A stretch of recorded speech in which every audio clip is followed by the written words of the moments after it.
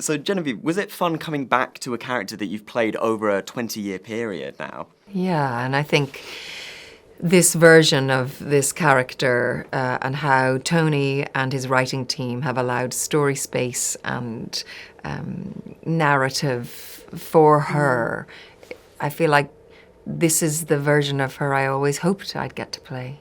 Yes, I see. Was it different working on a Star Wars TV show versus working on a Star Wars film, or not particularly? Well, I think the ambitions of this piece feel deeply cinematic. It feels like you're on a piece of cinema every day. Yep. Everybody has that ambition. So it didn't feel different. I think the ambition was as big as it could be. Would you say that? Yeah, I totally agree. Yeah, I think it's an epic piece of work, and that's what we kind of felt like every day going into that. Yeah. Yes, I see. And obviously you're rebels with double lives, so did it feel like you were playing two roles in one almost? This season for Val, it feels very much that she's in the rebel identity, even when she's back with Mon at the wedding.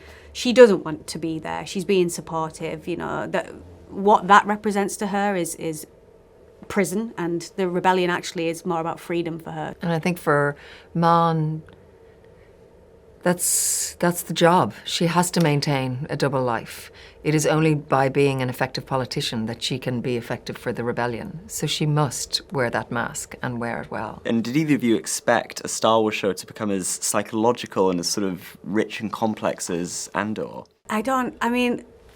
I think they all offer something which is a comment on human behaviour, but I think this one is doing it in a kind of more obvious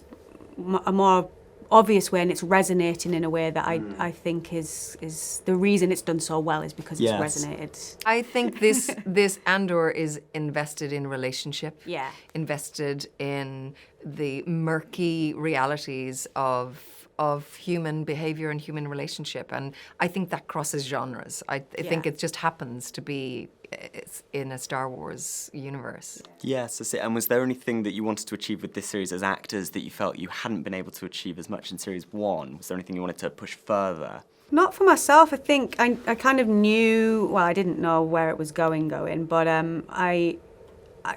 Vel's whole kind of purpose, apart from obviously the Cinta storyline, is to be part of this group of people. And I think she finds family and she finds comfort in the group of rebels that she's with, and to still be connected to her cousin. So I don't know.